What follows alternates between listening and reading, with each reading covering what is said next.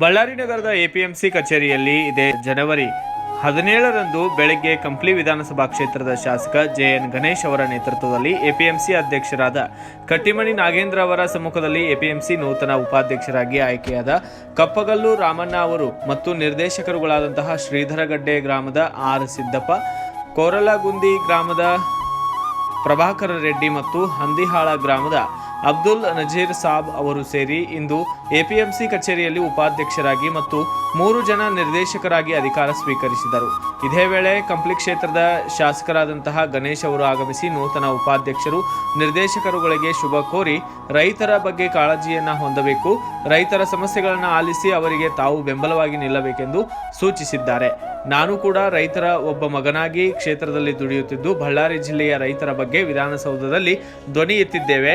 ಅದರಲ್ಲಿ ಮುಖ್ಯವಾಗಿ ಬಳ್ಳಾರಿಯಲ್ಲಿ ಮೆಣಸಿನಕಾಯಿ ಮಾರುಕಟ್ಟೆಯನ್ನು ಆದಷ್ಟು ಬೇಗನೆ ಮಾಡಬೇಕೆಂದು ನಾವು ಮತ್ತು ಬಳ್ಳಾರಿ ಜಿಲ್ಲೆಯ ಶಾಸಕರುಗಳಾದಂತಹ ನಾಗೇಂದ್ರ ಅಣ್ಣನವರು, ನಗರ ಶಾಸಕ ಭರತ್ ರೆಡ್ಡಿ ಅವರು ಸೇರಿದಂತೆ ಸಚಿವರು ಹಾಗೂ ಸಂಸದರ ಜೊತೆ ಮನವಿಯನ್ನ ಮಾಡಿದ್ದೇವೆ.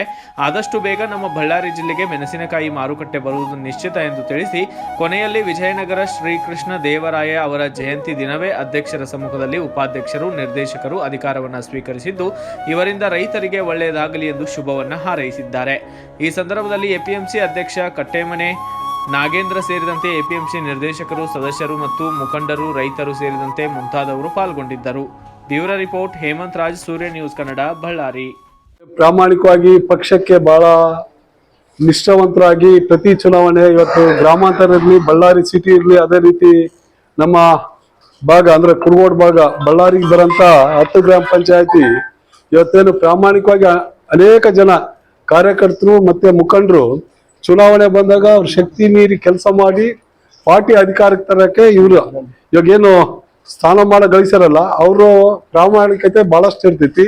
ಅಂತವ್ರಿಗೆ ಇವತ್ತು ಪಕ್ಷ ಅಧಿಕಾರಕ್ಕೆ ಬಂದಾಗ ಗುರ್ತಿಸಿ ಅವ್ರಿಗೆ ಅಧಿಕಾರ ಕೊಡಂತ ನಿಟ್ಟಿನಲ್ಲಿ ನಾವು ಮತ್ತೆ ನಾಗೇಂದ್ರನ್ನ, ಭರತ್ ರೆಡ್ಡಿಯನ್ನ ಎಲ್ಲರೂ ಸೇರಿ ಒಳ್ಳೆಯವ್ರನ್ನ ಆಯ್ಕೆ ಮಾಡಬೇಕು. ಯಾಕಂದ್ರೆ ಬಹಳಷ್ಟು ಅಧ್ಯಕ್ಷ ಆಗೋದು ಉಪಾಧ್ಯಕ್ಷ ಆಗೋದು ಕಾಮನ್ ಆಗಿ, ಈ ಅಧ್ಯಕ್ಷ ಉಪಾಧ್ಯಕ್ಷ ಆದ್ಮೇಲೆ ಏನೋ ಒಂದು ಬದಲಾವಣೆ ತರ್ಬೇಕಂತಂದು ನಾಗೇಂದ್ರ ಅವರು ಕೂಡ ಬಹಳಷ್ಟು ಆಕ್ಟಿವ್ ಇದ್ದಾರೆ, ರಾಮಣ್ಣ ಅವರು ಕೂಡ ಬಹಳಷ್ಟು ಆಕ್ಟಿವ್ ಇದ್ದಾರೆ, ಎಲ್ಲ ಇವತ್ತೇನು ಮೆಂಬರ್ಸ್ ಏನಿದ್ದಾರೆ ಅವ್ರು ಕೂಡ ಬಹಳಷ್ಟು ಆಕ್ಟಿವ್ ಇದ್ದಾರೆ. ನಾನು ಸಂಪೂರ್ಣವಾಗಿ ತಮ್ಮ ಸಹಕಾರ ಇರ್ತೈತಿ. ಇವತ್ತು ಬಹಳ ವರ್ಷದ ಬೇಡಿಕೆ ನಮ್ಮ ಭಾಗದಲ್ಲಿ ಮಿರ್ಚಿ ಬೆಳೆಗಾರರು ಇವತ್ತೇನು ಗ್ರಾಮಾಂತರ ಇರ್ಲಿ, ಕಂಪ್ಲಿ ಇರ್ಲಿ, ಕುರುಗೋಡು ಇರ್ಲಿ, ಅದೇ ರೀತಿ ಜಿಲ್ಲೆ ಮತ್ತೆ ಹೊರಗಿಂದ ರಾಯಚೂರು ಭಾಗ ಇರಲಿ, ಆಂಧ್ರ ಪ್ರದೇಶ ಇರಲಿ, ಎಲ್ಲರೂ ಕೂಡ ಬ್ಯಾಡಿಗೆ ಹೋಗ್ತಾರೆ. ಪದೇ ಪದೇ ಸದನದಲ್ಲಿ ಯಾಕೆ ಬೆಳೆಯುತ್ತಿತ್ತು ಅಂದ್ರೆ ಇಲ್ಲೆಲ್ಲ ಸಾಲಿಗೆ ಹೋದ್ಮೇಲೆ ಇವಾಗೇನು ಒಂದು ಚೀಲಕ್ಕ ಇಷ್ಟಂತಂದು ರೇಟ್ ಅಂತೂ ಫಿಕ್ಸ್ ಆಗಿರ್ತೈತಿ, ಅದ್ರದ್ದು ರೈತರಿಗೆ ವಜೆ, ಇಲ್ಲೆಲ್ಲ ಸಹ ಟ್ರಾನ್ಸ್ಪೋರ್ಟೇಶನ್ ಅದು ವಜೆ.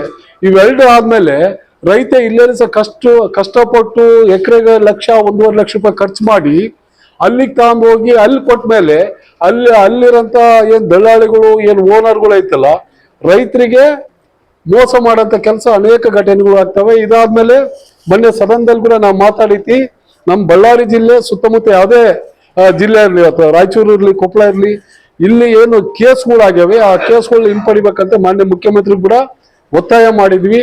ಅದೇ ರೀತಿ ಇವತ್ತೇನು ಬಹಳ ದೊಡ್ಡ ಬೇಡಿಕೆ ಬಳ್ಳಾರಿ ಜಿಲ್ಲೆಗೆ, ಬಹಳಷ್ಟು ದೊಡ್ಡ ಬೇಡಿಕೆ ಮಾನ್ಯ ಮಂತ್ರಿಗಳು ಗಮನಕ್ಕೆ ಕೂಡ ತಂದಿವಿ. ಅನುದಾನ ಬಿಡುಗಡೆ ಮಾಡಿ ಏನ್ ಮಾರ್ಕೆಟ್ ಸೃಷ್ಟಿ ಮಾಡಂತ ನಿಟ್ಟಿನಲ್ಲಿ ಎಲ್ಲರೂ ಕೂಡ ಏನು ಬೈಯರ್ಸ್ ಕೂಡ ಇಲ್ಲೇ ಬರ್ಬೇಕು, ಇಲ್ಲೇ ಖರೀದಿ ಆಗ್ಬೇಕಂಬ ಬಹಳ ವರ್ಷದ ಹೋರಾಟ ನಮ್ದು. ಈಗ ನಮ್ ಜಿಲ್ಲೆ ಕೊಡುಗೆ ಕೊಡ್ಬೇಕಂದ್ರೆ ಇವತ್ತೇನು ಹಾಲ್ದಳ್ಳಿಯಲ್ಲಿ ಏನು ಮೆಣಸಿನಕಾಯಿ ಖರೀದಿ ಕೇಂದ್ರ ಏನು ನಾವು ಇದು ಮಾರ್ಕೆಟ್ ಏನು ರೆಡಿ ಮಾಡ್ತೀವಿ, ಅದು ಬಹಳಷ್ಟು ಖುಷಿ ಆಗ್ತೈತಿ. ಹಂಗಾಗಿ ನೂತನವಾಗಿ ಅಧ್ಯಕ್ಷರು, ಉಪಾಧ್ಯಕ್ಷರು ಬಹಳ ಪ್ರಾಮಾಣಿಕವಾಗಿ ಇನ್ನು ಅನೇಕ ಕಾರ್ಯಕರ್ತರು, ಮುಖಂಡರು ಇದ್ದಾರೆ, ಹಂತವಾಗಿ ಅವ್ರನ್ನ ಕೂಡ ಗುರ್ತಿಸಿ ಮುಂದೆ ಬರುವಂತ ದಿನಗಳಲ್ಲಿ ಜವಾಬ್ದಾರಿ ಕೊಡುವಂತ ನಿಟ್ಟಿನಲ್ಲಿ ನಾನು ಮಾನ್ಯ ನಾಗೇಂದ್ರನವರು, ಭರತಣ್ಣನವರು ಎಲ್ಲರೂ ಸೇರಿ ಮಾಡ್ತೀವಿ. ಈ ಪ್ರೀತಿ ವಿಶ್ವಾಸ ಅವ್ರ ಮೇಲೆ ಇರ್ಲಿ. ಈಗಾಗಲೇ ನಮ್ಮ ಕುರುಗೋಡಿಗೆ ಹೊಸ ಎಪಿಎಂಸಿ ಮೊನ್ನೆ ತಾನೇ ಕ್ಲೀನ್ ಮಾಡಿ ಬಂದವ್ರೆ.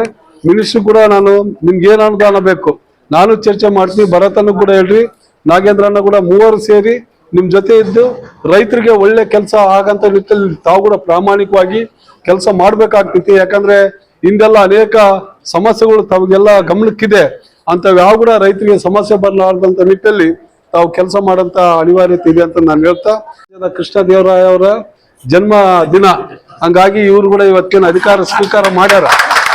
ಹಂಗಾಗಿ ಕೃಷ್ಣ ದೇವರಾಯ ಇಡೀ ದೇಶಕ್ಕೆ ಒಂದು ಸಾಮ್ರಾಜ್ಯ ವಿಸ್ತರಣೆ ಮಾಡಿ ಒಳ್ಳೆ ಆಡಳಿತ ಕೊಟ್ಟ ಆ ಕೃಷ್ಣದೇವರಾಯ ಯಾವ ರೀತಿ ಆಡಳಿತ ಮಾಡಿದ, ನೀವು ಕೂಡ ರೈತರಿಗೆ ನೀವು ಕೂಡ ಕೃಷ್ಣದೇವರಾಯಗಳು ಇದ್ದಂಗೆ ನೀವು ಕೂಡ ರೈತರಿಗೆ ಒಂದು ಒಳ್ಳೆ ಕೆಲಸ ಮಾಡ್ರಂತಂದೇಳಿ ತಮ್ಮೆಲ್ಲರಿಗೂ ಖುಷಿ ಸಂತೋಷ ಸದಾ ಇರ್ಲಿ, ತಮ್ಗೆಲ್ಲರಿಗೂ ಒಳ್ಳೇದಾಗಲಿ.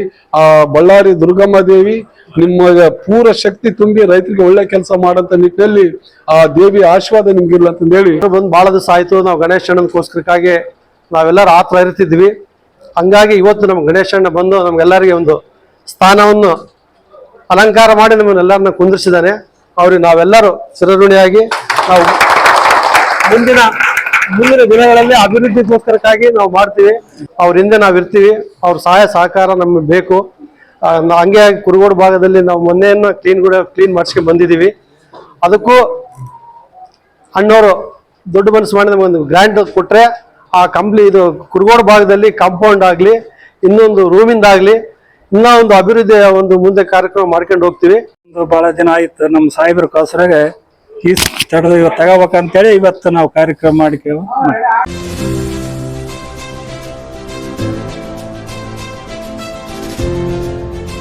ಇದು ಸೂರ್ಯ ನ್ಯೂಸ್ ಕನ್ನಡ.